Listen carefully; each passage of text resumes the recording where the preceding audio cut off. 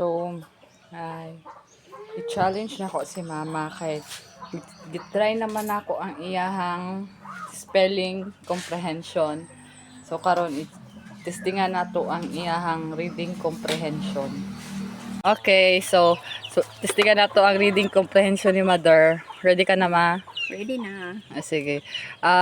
Confident ka nga tama yung basa.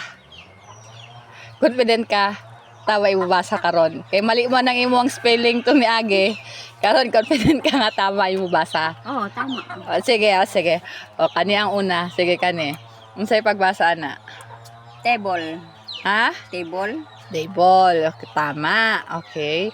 Ang sunod. Portable. Okay, portable. Tama. Sunod. Comfortable. Okay, tama. Ulitin. Sige, ulit naman. Table. Sunod. Portable. Okay, sunod. Comfortable. Comfortable. Yes. Ito. Ito na ang last. Kung tama ang bahasa niya, ani. Sige. Kani. Okay. Perable. Perdibble. Unsa? Perdibble. Ha? Perdibble. Perdibble. Sige, kadali lang. O sige, last chance. Unsa na?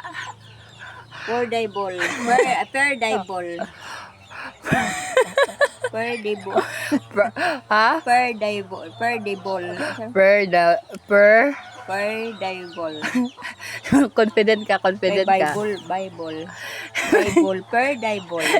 Okay, guys. Ready ka na? O sige. Kunsa ni? Perdible.